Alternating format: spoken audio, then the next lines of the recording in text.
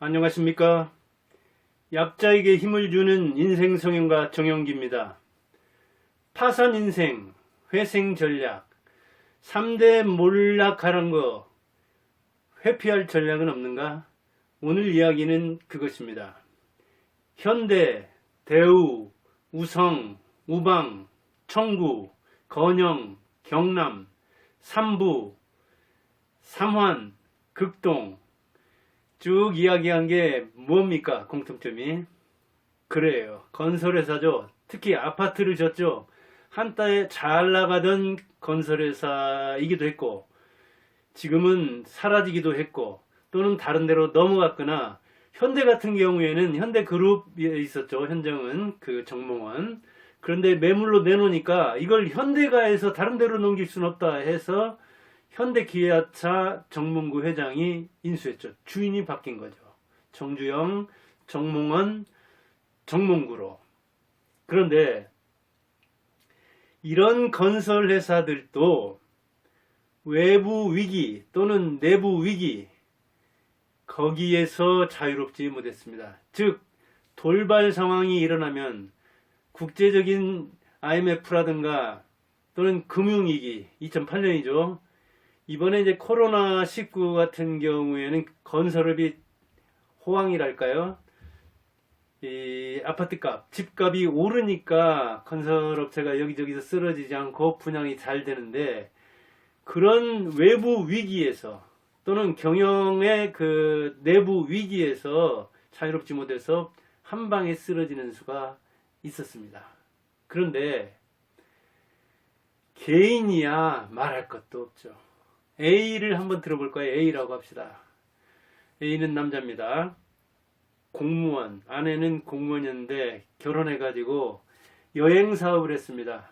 유럽에서 유학을 했는데 부모들은 날마다 놀러만 다닌다고 했는데 다행히 유럽 여기저기 다니면서 견문을 넓히고 공부는 안 했지만 여기서 뭐 사업할 게 없을까? 이렇게 여행이 활성화되는데 한국 사람들이 유럽을 로망으로 생각하는데 이 사람들을 상대로 해서 무슨 사업이 없을까 해가지고 교육 특화 사업, 학부모를 위해서도 교육 또는 방학을 맞이하면 학생들을 위한 어떤 교육 특화 여행업체를 차려서 잘 나갔습니다. 그러니까 금융기관에서 돈을 얻고 친인척한테도 돈을 얻어서 사업을 확장했습니다. 그래서 유럽 본부, 유럽에서도 여러 지점을 내가지고 사업을 확장했는데 이번 코로나 때 딱 막혔죠. 여행이 한때 3천만 이상이 저 인천이나 뭐 부산 이런 데를 통해서 국제여행을 했는데 동남아, 미국, 유럽 할 것 없이 딱 막혔잖아요. 지금 뭐 한 1년 반째 막혀 있으니까 부도가 안 나는 게 이상하죠. 지금 여행업체뿐 아니고 국내 식품 이쪽도 마찬가지인데 국내 여행도 뭐 옛날처럼 활성화되지는 않았는데 제주도 같은 데는 뭐 그런 대로 유지는 한다고 하지만 국제여행 딱 막혀서 그대로 부도가 나고 말았습니다. 그러니까 아이가 아직 어린데도 이혼을 했고 왜냐하면 뭐 공무원 그 장모가 결혼할 때부터 굉장히 반대를 했습니다. 유학한다고 하더니 공부는 안 하고 하라는 공부는 안 하고 무슨 사업을 한다고 사업가 불안해서 안 된다.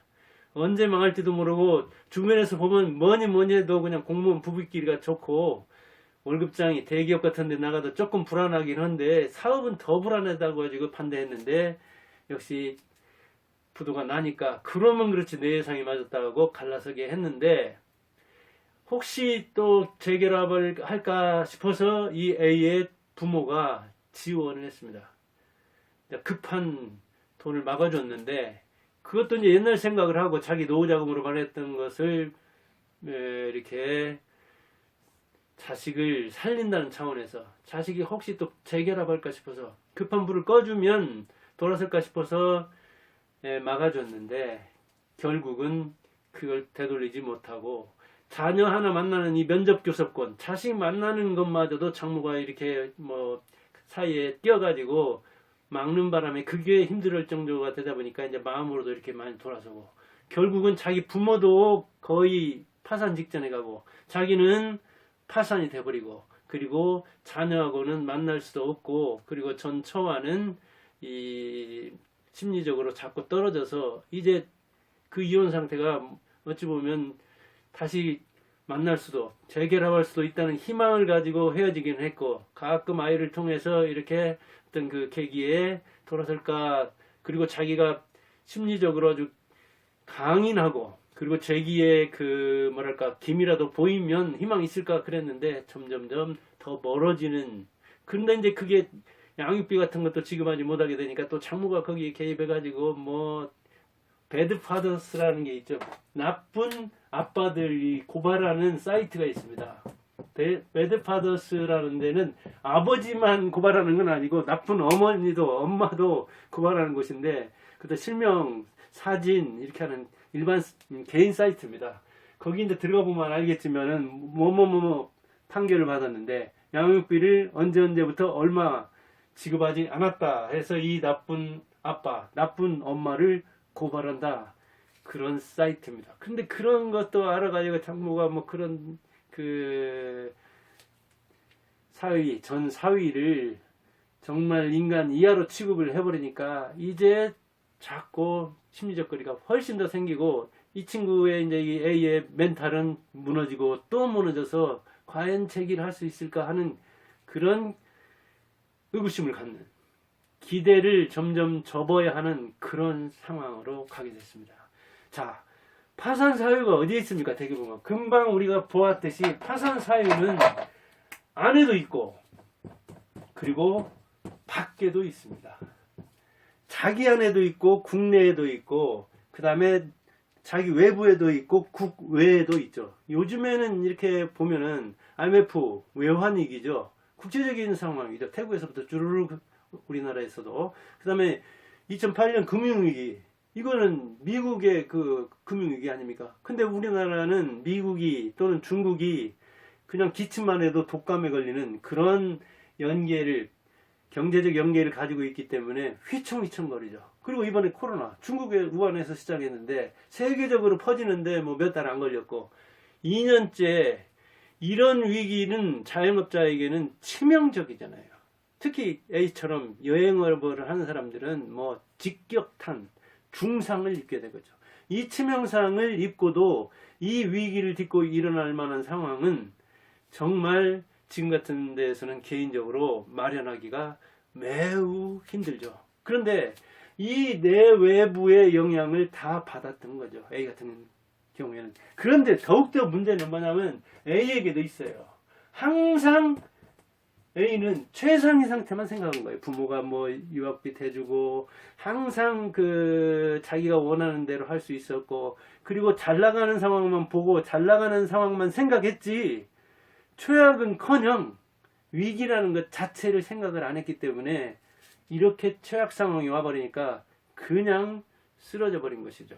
위기를 생각 안 한 사람이 현실을 어떻게 직시하고 현실을 어떻게 인정하고 위기를 극복하기 위해서 아둥바둥 살겠습니까? 그렇게 살아본 적 없는 사람에게는 그런 거는 아예 자기 인식 속에 없는 거거든요. 내 앞에 위기는 없다. 최악의 상황이라는 것은 나는 생각하기도 싫고 그런 것은 나에게 닥칠 리가 없다 하고 항상 이렇게 잘 나가는 상황이라고 생각해가지고 사업도 확장하고 차도 뽑아가지고 폼도 잡고 다니고 그리고 사장님네하고 의자에서 버티고 있었지만은 직원들도 많이 써서 그 월급을 줘가면서 자기는 더 뭐랄까 폼 잡는데 더 편하게 사는 쪽으로, 그리고 벌 줄은 모르고 써서 이 회사 상황이 어떻게 잘 돌아가는지도 모르고 항상 자기가 생각하는 것처럼 그래 역시 내 생각이 맞았어, 그래 여행의 시즌 그리고 이 여행의 계절 이때 오는 수입 이처럼 항상 최고로 많이 자기가 생각한 것 이상으로 들어오겠지 하는, 그렇게 들어올 걸 보고 뭐 그러다 보니까 이 아내도 이제 월급 공무원이긴 했지만 씀씀이가 더 커지는, 배부가 커지고, 그래서 그냥 뭐 인터넷 쇼핑하고 뭐 택배로 물건이 하루에도 몇 개씩 오고 그렇게 씀씀이가 커지다 보니까 자기가 생각하지도 못한 이 최악의 상황, 최악의 위기 앞에서 그대로 쓰러졌던 거죠. 대기 안 하면, 자기가 기대 안 하면 작은 것에서도 쓰러지는 거잖아요. 그 다음에는 승리에 도취했던 겁니다. 자기가 생각한 것이 딱딱 맞아가니까, 야, 그러면 그렇지. 내 생각대로 잘 돌아가는구나. 오호, 내가 생각했던 것보다도 더 잘 되네. 이렇게 과잉부채에 시달리면서도, 그리고 과잉 어떤 자신감, 그리고 과잉 어떤 구조, 그래서 구조조정을 할 생각도 하지 않고 부모들이 이야기하거나 아니면 그 처가 쪽에서 그래도 항상 잘 나가는 건 아니다. 그리고 이렇게 잘 나갈 때 위기를 대비해야 되지 유비무환이라고 하지 않았느냐. 그러지 않으면 힘든 거다. 그러면은 그냥 흘려 들어버리고 괜히 꼰대들이 뭐 알지도 못하면서 간섭한다고. 뭐 그렇게 이 청천벽력이 7이라고 이렇게 좋은데 이렇게 잘 나가는데 무슨 그렇게 흘려 들었던 거죠. 그래서 승리의 저주에 빠졌던 겁니다. 이게 승리라는 거, 이 승리의 저주라는 거 무서운 겁니다. 항상 잘 나가는 것만 생각하는 사람은 승리에 그대로 발목이 잡히는 거죠.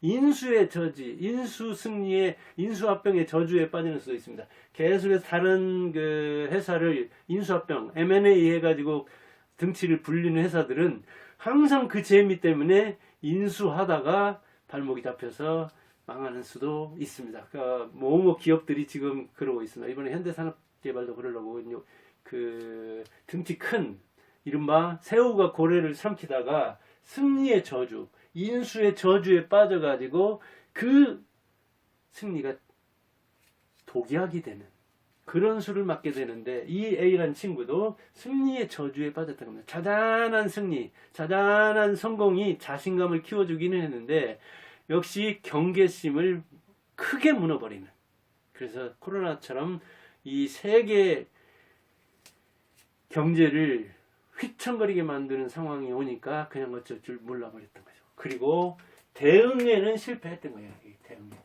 대응을 잘 못했던 거예요.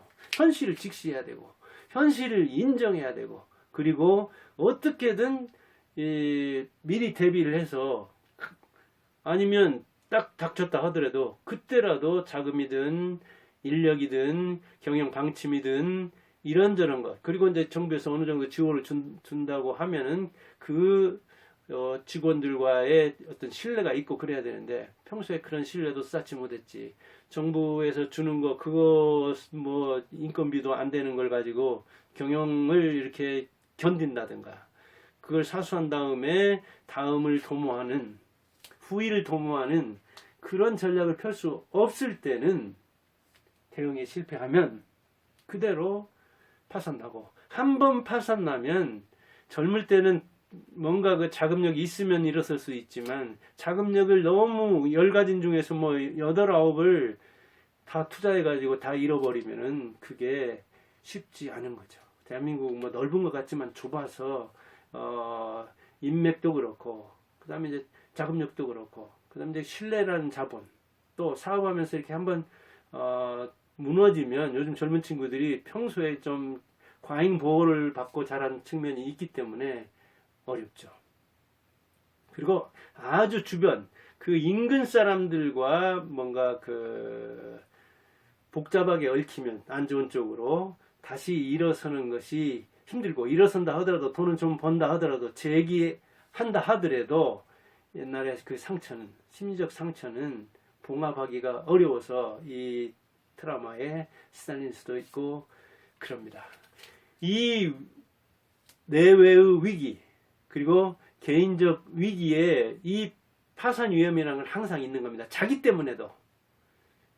또 A의 부모 입장에서는 부모로서, 그 다음에 또 그 손자, 그러니까 3대가 휘청거릴 수 있는 여지가 많습니다. 인간이라는 건 그렇게 좌우로 상하로 연결되는 거죠. 저도 마찬가지죠. 아버지는 돌아가셨지만 어머니가 살아계시니까 저 하나 폭삭하면은 어머니는 어머니로서 이제 그 어렵게 모은 돈 몇백만 원이라도 도와주려고 할 거고, 그러면 이제 노후는 또 어떤 질병이라도 걸리면 어머니뿐 아니고 이제 우리 6남매 형제들부터 저하고 또 불편해지지 않겠습니까? 그 다음 저는 이제 이 30대 안팎인 2 아들, 아직 둘 다 결혼도 안 했는데 이렇게 3대가 곤란해지는데 A 역시 마찬가지였습니다. 자기 하나만 고생하면 괜찮겠지만은 결혼까지 해가지고 자녀도 있었지, 배우자도 있었지. 그러면 배우자 있으면 좌우로 얽히면 처가와 자기 본가하면은 그 다음에 그 위 부모까지. 그래서 그 인생이 3대가 곤란해지는 거잖아요. 이런 겁니다, 위기가. 그래서 파산 인생이 노후에 파산되면 자기만 그렇겠지만 그 노후 파산도 역시 자녀 리스크와도 관련이 되어 있는 거고, 그 다음에 자기 리스크와도 관련이 되어 있는 거고, 외부 리스크, 지금 같은 이 코로나 상황에서 자영업자들 작년 5월부터 올 5월까지 호프집이 3,600개인가 문을 닫았더라고요. 몇만 개 안 되는 데서 호프집 1년에 3,600개가 문을 닫았다는 것은 호프집 아무리 규모가 작다 하더라도 몇 천만 원에서 몇 억은 되지 않겠어요? 그럼 거기서 손해가 얼마나 많이 발생하겠습니까? 그러면 개인적으로 가진 돈이 거의 전부였다. 그 사업 자금이. 그랬다면은 이게 이제 상가하고 계약해가지고 하면 저도 상가를 뭐 대군데 얻어보고 한 15년 동안 자영업 학원을 해보고 그랬지만 이게 참 나오는 것도 자유롭지 못하고 들어가는 것도 자유롭지 못합니다. 어떤 때는 이 월세 이런 것도 주인 잘 만나면 괜찮지만 잘못 만나면 문 닫는 것도 내 마음대로 안 됩니다.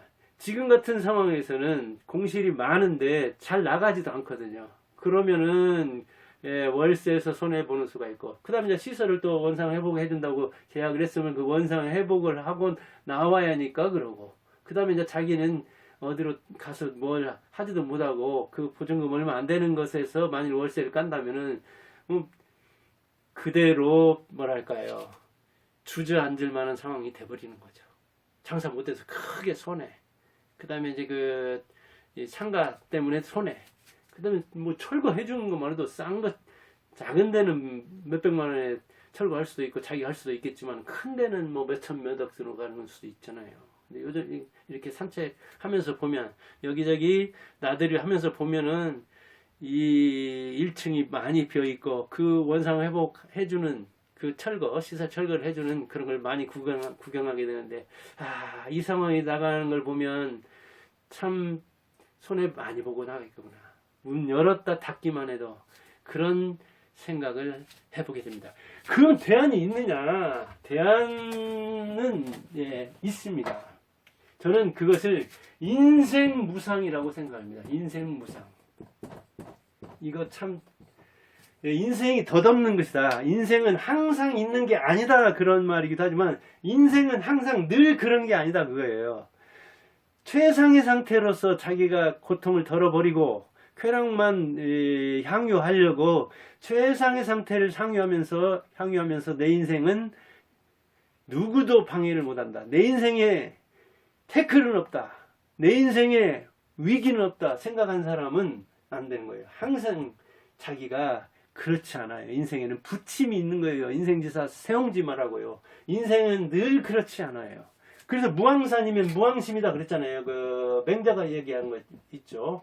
항상 생산하는 게 없으면 항상 일정한 마음이 없다. 즉 무언가 주머니가 차 있어야, 돈으로 주머니를 채우고 있어야 마음이 든든하다는 얘기예요. 그런데 파산이 돼버리면 붕심, 마음도 무너져 버린다는 얘기죠.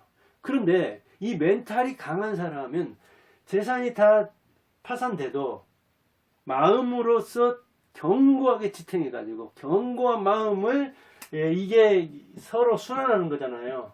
지탱함으로써 그 위기를 견디고, 솔로몬 얘기했던가요? 이 또한 지나가리라. 그러나 위기가 지나간다고 해서 내가 제기할 수 있는 건 아니잖아요. 위기가 지나간다고 해서 그걸 견딘다고 해서 내가 능력이 생기는 건 아니잖아요. 이 유튜브를 하는 것도 이를테면 그 구독자가 많이 안 늘고 조회수도 많이 안 늘어서 위기라고 자기가 생각한다면은 그 위기를 그냥 버티기만 해가지고는 자기가 제기할 수 있는 건 아니잖아요. 그 위기에 버티면서 어쩌야 되겠어요? 자기 능력을 길러야 되겠죠. 야, 내가 너무 교만했구나. 내가 너무 최악의 상태를 생각하기는커녕 이런 코로나 사태가 석 달만 지속되어도 망할 만큼 그렇게 허술한 경영이었는데 그렇게 허약했는데 그 기업을 내가 너무 과잉평가했구나. 나를 너무 믿었구나. 과잉 자신감, 과잉 경영 능력, 과잉 어떤 그 부채, 이게 지나쳤구나. 그런 걸 이제 반성하게 되면서 현실을 인정하고 자기를 인정하고 그 다음에 현실에서 내가 이 부딪히면서 길렀던 어떤 그런 능력, 승리에 도취돼 가지고 많이 놓쳤던 그런 부분. 그 다음에 이렇게 어쩔 수 없는 상황이기는 하지만 이런 최악의 상황에서도 살아남을 수 있는 그걸 잘 생각한다면 위기가 아주 좋은 백신이 되는 거죠. 그래서